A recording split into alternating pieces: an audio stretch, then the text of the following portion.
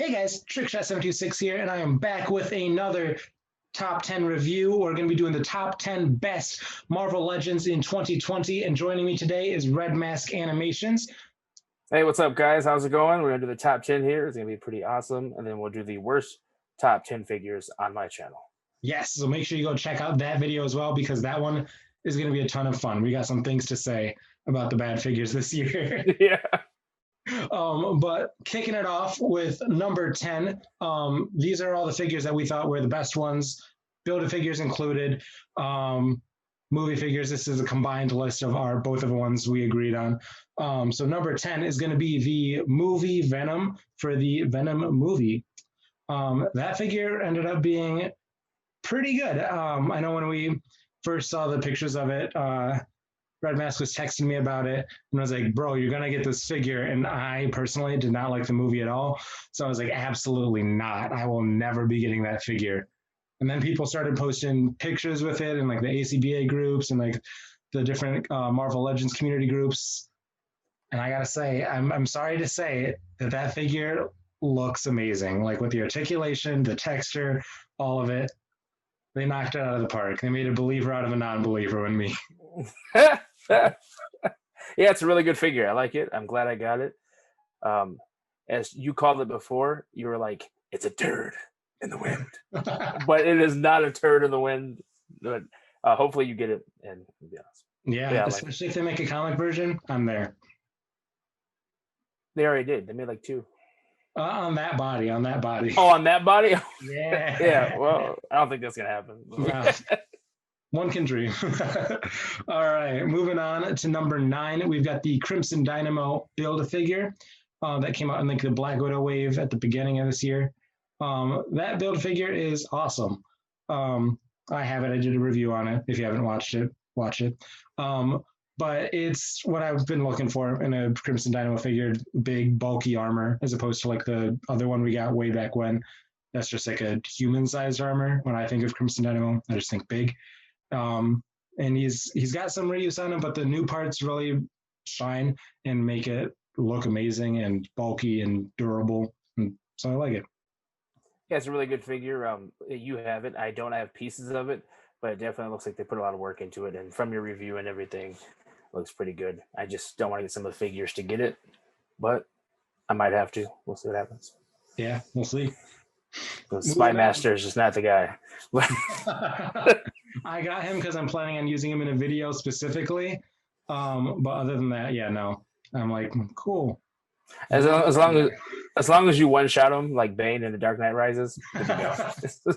Boom, God. Moving on to number 8, we've got the Fox movie Logan's. Yes. Well, because there's like 3 versions of them, but they're all incredible.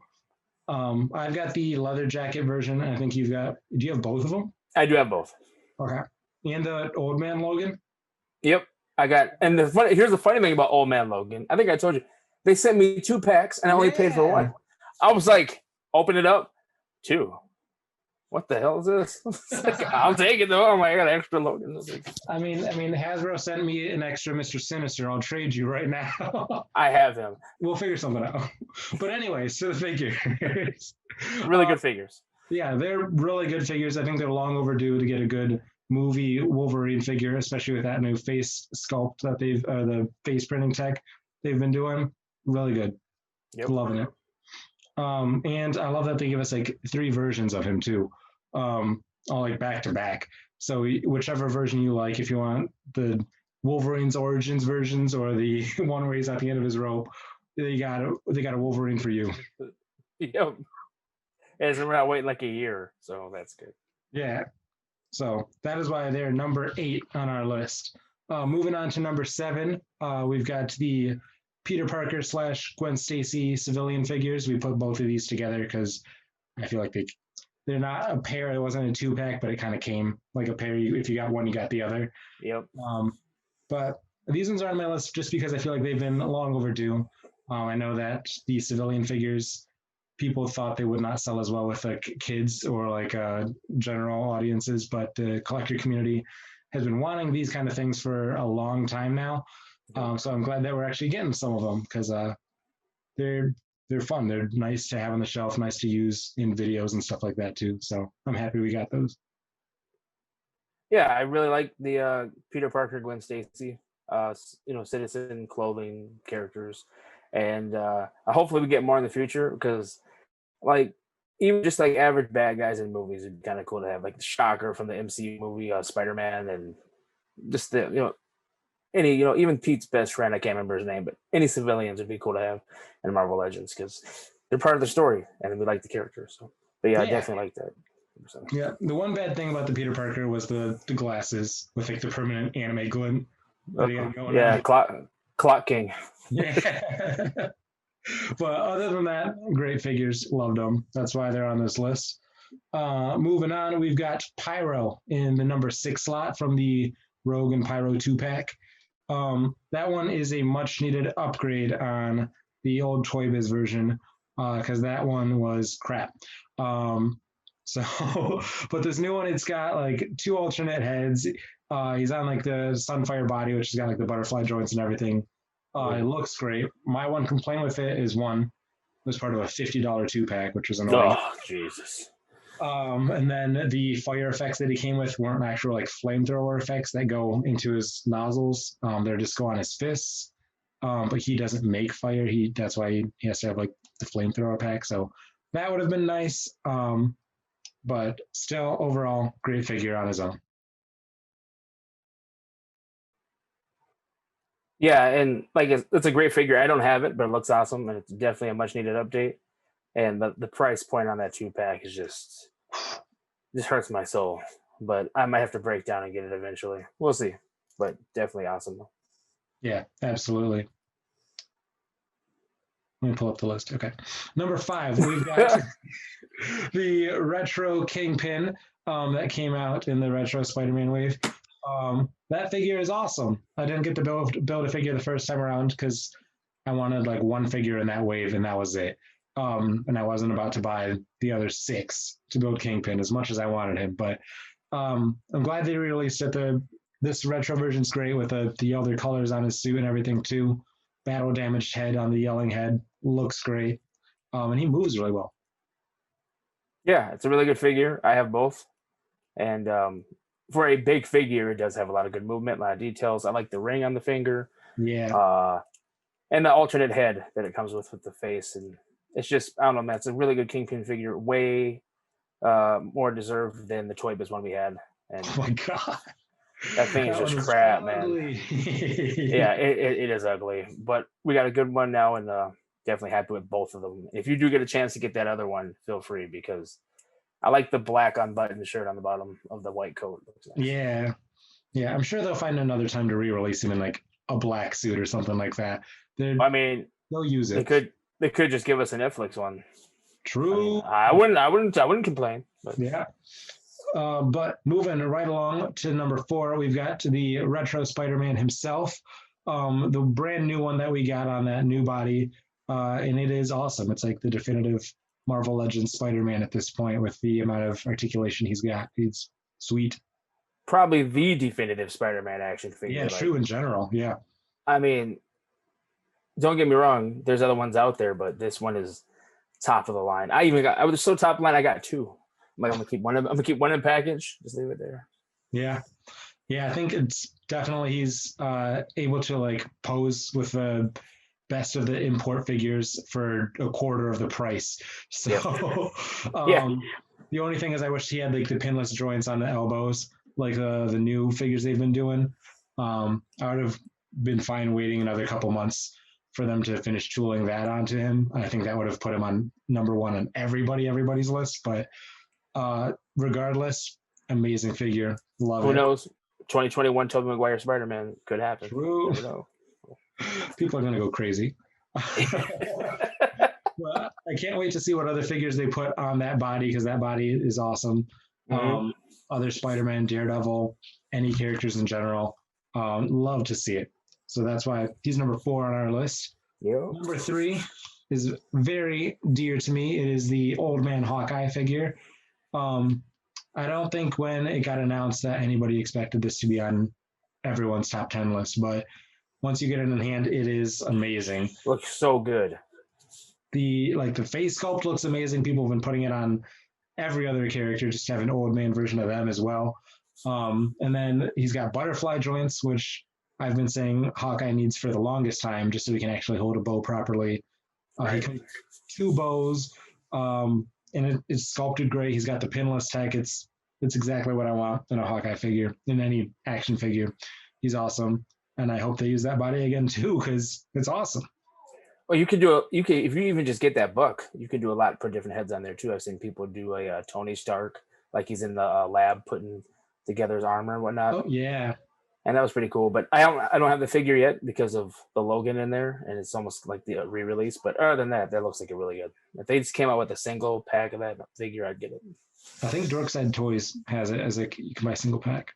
I might have to go buy a couple. Yeah, I'll send you the link afterwards. We'll talk. All right.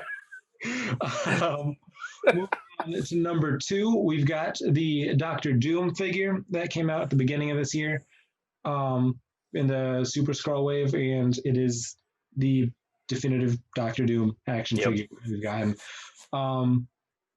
Yeah, he's got an amazing sculpt, like texture. The armor looks big and bulky.